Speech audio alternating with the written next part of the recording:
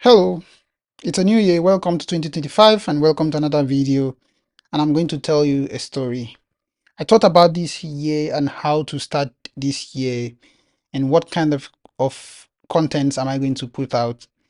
But I thought first I needed to tell you how I started. This will help people who are, trying to think between moving into tech versus, focusing on their career or school, etc. And pretty much, as the title of this video says, how I left my master's degree program to pursue a career in tech. And 3 years later, is it worth it? Should you do it? You know, I will try to answer these questions, but first, let me take you back to the beginning. Year is 2007, and I'm in secondary school, what is known as high school in a lot of other places. And the teacher says, ICT is the new oil money. Everyone needs to have knowledge in ICT. That is where, the next biggest move is. And this time I was, still a teenager. I knew nothing much about ICT, but I knew what a computer is at least. And so thanks to the school that I went to, Treasure Child Comprehensive Secondary School in Awi, Akampa local government of Cross River State. One of the things that they did for us, shout out to the school and the proprietor for that brilliant idea of having a computer science laboratory for us to be able to take computer courses and made it mandatory for all of us to learn. And we were normally, going to the computer center, to the computer laboratory to, work on projects and learn computer appreciation to Corel Draw. I learned Corel 12. I was introduced to that while in secondary school. So this was like one of the earliest introductions to actually working with a computer. Fast forward to 2010, after I finished my secondary school in 2009. So in 2010, I was at home and I had this Nokia C1 mobile phone, and with that, I came across this tool called Wapka. It was wapka.mobi, and they were like a free platform where you could learn and use that to build websites, what we used to call websites. And I was able to use that to build a couple of those, and that way I was introduced to HTML and CSS and a little bit of JavaScript. And even though I never really knew what JavaScript was, but at least I knew HTML and CSS. And so then in 2011, I got admission into the University of Calabar to study science education. And of course, teaching is one of those things that I loved doing. So I dumped all the knowledge that I had with HTML and CSS in general and focused more on academics. And after my academics year, got my first degree in 2015. And during this period, I was also doing data analysis. I loaned laptops from a friend to analyze people's data for their projects and their final year thesis. And I did that, got some money, and then was posted for a national youth service where it's mandatory, for Nigerians graduates to go for a 1 year mandatory service. And I was posted to a school in northern Nigeria, in northeast Nigeria, Adamawa ULAB to be precise, Federal Girls College. And this was one of the best experiences that I had, and spent 1 year teaching physics. In the course of doing that, I met a friend who was also serving, but he studied computer science and he was working on WordPress project, and he had a lot of PHP videos in his laptop. He gave me some of the videos, and I remember then that I had encountered coding back, way back. So I started, reviving my knowledge and going through all of the videos. Shout out to Utman, the friend who gave me these videos. And yeah, started learning. And when we are done for the 1 year service, I came back to Calabar, and Calabar was, different. This time, no more friends. All of my friends who we schooled together have all left, to different places. Some got jobs in different places, you know. So now I had to start all over again looking for a job, to continue my teaching profession. I couldn't find one. The difficulty was that there weren't enough schools hiring teachers for my level, because most of them would hire MSc teachers, MSc graduates, and now I needed to get an MSc, because then if I don't, most of the places that I found would be willing to pay me 15,000 naira, which is like $10 every month. And that wouldn't be sustainable. So I needed to get an MSc degree to be able to actually get something that will be able to sustain me and maybe my family as well. So I started applying for the MSc, the University of Calabar. I got into the science education program again, and I started the coursework. So during this period, I came back with a lot of videos from for PHP, and I started, learning. Then I found one of the chapters of Google Developers Group community in Calabar, and I went to one of the meetups where I met Uduaka Kpabio. Shout out to Uduaka Kpabio of Plus Life, and he was the community lead at the time. He gave me a role, he gave me an offer, because at this point I remember I had experience working with CorelDRAW, and I was, doing graphics also. And so I was a graphic designer for Plus Life. I was hired, started working with Plus Life. Um, the pay was almost nothing, to be honest. Yeah. So, but the experience was great. I learned a whole lot of things in Plus Life. I learned negotiation. I learned how to manage projects, because when I joined Plus Live, there was one senior developer and he left just a few months after I joined. So I took over the project that he was handling, and I had to learn the hard way on the job.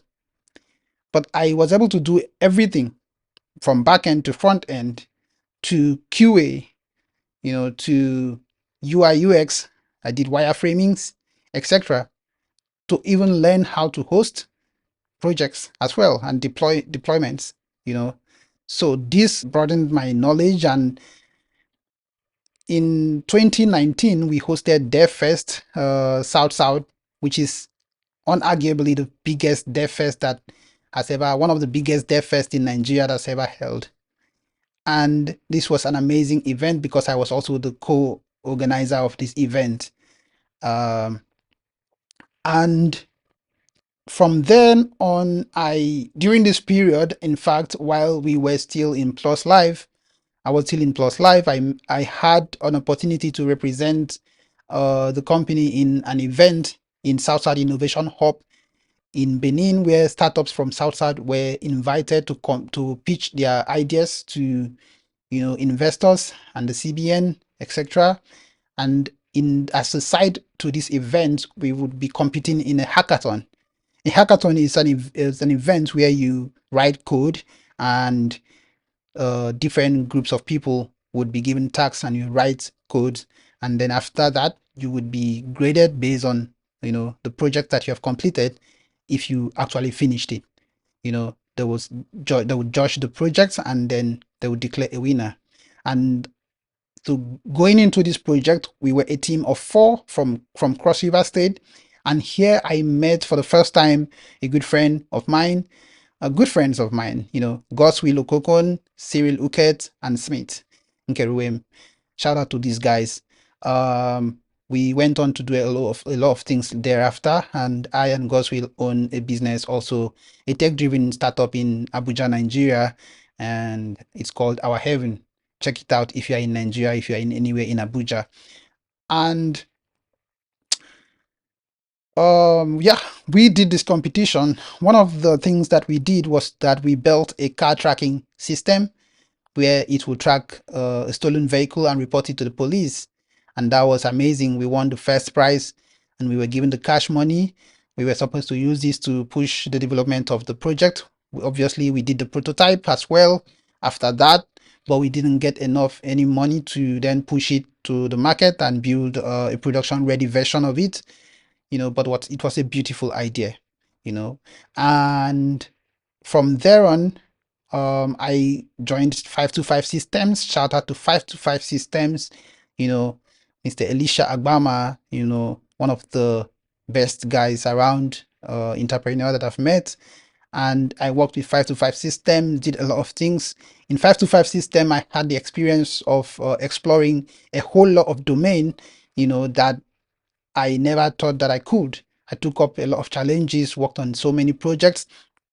I was able to start the project from the beginning, and to the end.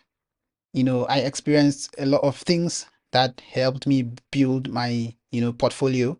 And within this period, there was a post that I saw, on Twitter, looking for a Flutter engineer. So how did I get into Flutter? At this point, Flutter in 2019 was still early, and during one of those events, during the Dev Fest South, I met a lady called Tams, and she was able to give me a lot of videos on Flutter.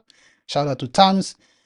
I learned a lot from those videos and courses and tutorials. Now that I started building some projects, and yep, with that knowledge, I was able to get this contract offer from these guys in Lagos building Trader.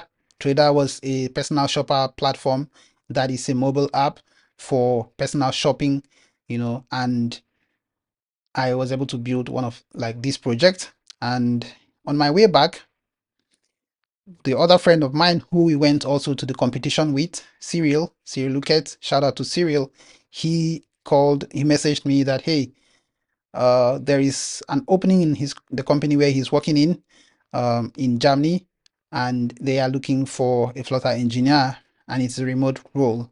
So, of course, I took the role. I applied for the job. I got the offer, and I worked in this company called Skin, and Skin is pretty much using machine learning to solve skin problems. And this was a very fantastic idea. This was my first introduction to machine learning in a real life use case, and it was an amazing project. And moving from there on, at that point I was done with the coursework in the MSc program at the University of Calabar. It was now time to start my thesis. I got the project topic. I got the supervisor. I was supposed to go to the field. I was supposed to start writing my thesis. But then something happened. I got a job offer from a US company that was working on a video conferencing platform that allows, people to have a discussion about the events. It was a very beautiful project. It was done with Flutter as well, and I worked with them. One amazing thing with this company was that everyone was a senior engineer except me, and they were all experienced from Google. And how did I even get the job? I saw an ad on Twitter as well, and I applied for it. But before then, I had been working on some projects like I told you earlier. So I had an open source tool that I did for Flutter that allows people to build editable tables. You can use it to create an editable table in your desktop project or in your mobile app in Flutter. It's a package that I kept open source in pub.dev. I will leave the link in the description so you can check it out. And one of the Google developers expert who was also working in Google used this package for a presentation in DevFest, one of the DevFests, and these guys that own the company that I applied to had used this package. Had known this package via the friend who made use of the package for a presentation. Yeah. So the CTO, when he saw my submission, my CV, and saw that the package was one of the things that I did, that I'm the person who wrote the package, he was amazed. And this was how I got the job. And there was no technical interviews or whatever. We just talked about general things that, wasn't really about coding. And shout out to, Junto for that opportunity. And I was, really excited to start this job. And so I had to make a decision because at this point, remember, I'm currently working in skin and there's an offer to work with another company.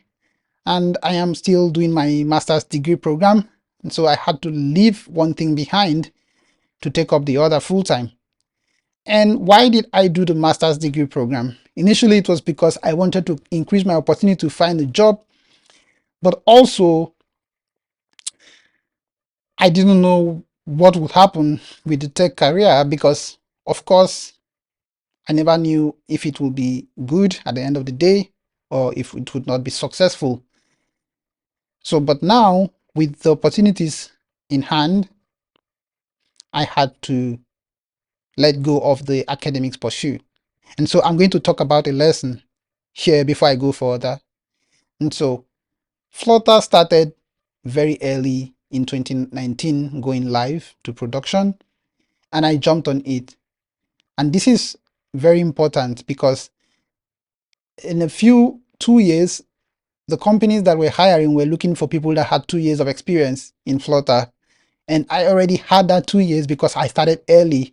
And so when you see a tool in an industry that you are part of, maybe in tech or whatever, something innovative that is taking the wave, that is trending, that is, new, that is like it has a prospect of going big, I think you should jump on it early. This is the advantage of being like the early birds. Because now when these things become mainstream, companies, when they are looking to hire somebody that understands these technologies, they wouldn't find so many people with a lot more experience than you. And so this kept us in advantage position. And specifically for my case, now I was able to get the experience that I needed and I applied for the job and got the role. Another thing is that I did a lot of projects that I could show off. I did those things most times for free just to show off that I could do it. So when people look at my CV and my portfolio, they were able to see that I had track records of projects that, were challenging even for a junior developer. But now, they believe that I'm a mid-level, developer, and that made a lot of sense for me. And that created a lot of opportunities. And I was able to get those offers just because I did so many projects that I could show off. So if you are going into tech at this point, I think you should also endeavor to put up with a lot of projects, take up things that are challenging, not just like to-do list, but something that is like a tool, something that is really, challenging, even for a senior developer. Try to challenge yourself and build them. These things are things that would, be outstanding. These things will, help people to be able to validate your knowledge even before actually talking to you. So then this is 2022, working with Junto, building this platform. And when we are done with the project, I took up another offer, which was in a crypto company. I saw an advert, also I applied. I saw it on Twitter, I think, and I applied and I got an interview. I got the job and started working in a crypto wallet company. And then again, it was a very nice project with Flutter. Some of the things that gave me edge to get the job was my experience with all these other companies. It was easy for them to know. Now I have a portfolio. It was now easy for me to transition between jobs. So it was beautiful. I worked with them for a long time and I needed another challenge. Then I applied for a job to a company called Volt. I never knew what Volt was all about, but I just applied when I saw an ad and I thought, this is nice. Let me make an attempt. Then I got an interview. And interestingly, it was a very great interview. I got to the final round of the interview, a lot of discussions with the management. They were very happy with me, but I didn't get past the last stage of the interview. And so I didn't get the job. But anyways, I got another one where I'm working now for 2 or more than 2 years or so. about 3 years now. And it is really a nice, place to work. So going back to leaving my master's degree, was it worth it? Yes, it was worth it. It was worth it because I now do something that I love doing, I'm passionate about, and it's not just about the money, even though, of course, it gives me the opportunity to live a comfortable life, to take care of my family and friends, but largely it takes me back to my beginning before even going to those university, where I would be able to do something because I just love doing it. And that love has given me the motivation to stay on the job, to even explore other abilities like working on Minuped project, working on our Heaven project, etc. And this year, 2025, if you are watching this video until this moment, and I'm sure you are interested in doing something, taking a bold step, I would say take it, you know, do it with fear, take the risk. If you have done your analysis and there's a track record, there's a pathway, and you think you can do it, then try it. If it is going to take you leaving something else, transitioning from a different career, do it. If you start today, next year it will be 1 year. By the end of December, you will be able to say, like, I'm 1 year in. If you don't start, you will never know. And that is what I always believe. Definitely make your research and make a step forward. Never look back and just keep going. Either ways, you are going to learn a valuable lesson, and you can always apply that in every other ways, in every other field, and it's never a waste. The same thing that I'm going to say today about AI. Artificial intelligence has been a wave, and it's becoming even stronger wave and a trend that will last for long. And if you are scared that AI will take your job, I'm here to tell you that it probably will. But you know what you can do? You can make it become part of your job by actually looking into AI and integrating it to your daily routine. Being closer to it than being far away and being scared about it is the safest position you can ever be. It's the same thing that happened with crypto. It's the same thing that happened when we started learning about coding. Today it is mainstream and you are late. Don't be late and don't be scared about AI. I think that's what we've done personally. I've done it with Minupet. I've brought in AI to help us to be 24/7 doctor for pet lovers and to answer pet related questions. And furthermore, we would take it to analyze pet images and videos to be able to give accurate description of what's going on and analyze these videos and interpret them into medical diagnosis. And so if AI is going to take the jobs, if you are at the forefront on the driving seat, I'm not sure that it's going to take your job. Although it's going to take a lot of jobs, it is also going to create a lot more millions of jobs. And so you need to gain the experience so that when the time comes, when these things becomes mainstream, you can always present a portfolio filled with AI related issues and projects and solutions that you can boast about and get even better jobs and better pays, while everyone else is worried about AI taking the jobs. And so with that being said, I think this year we are going to do a whole lot of things in growing our community. And if you would want to join us in growth, download Minupet app, make new friends for your pets. Like this video, subscribe to this channel if you're watching it on YouTube. And definitely we are going to give a lot of gems and tell you a lot of things that you need to know if you're transitioning into tech. I would like to really guide a lot of people, but I can't really do that individually, but I would be able to put a lot of videos up here. And so if you are following this channel, it will be like one of the best place for you and one of the decisions that you can make in 2025 that will pay off at the end of the year. And that's a promise that I'm giving to myself and giving to as many persons that have subscribed as possible. Thank you for watching and see you some other time.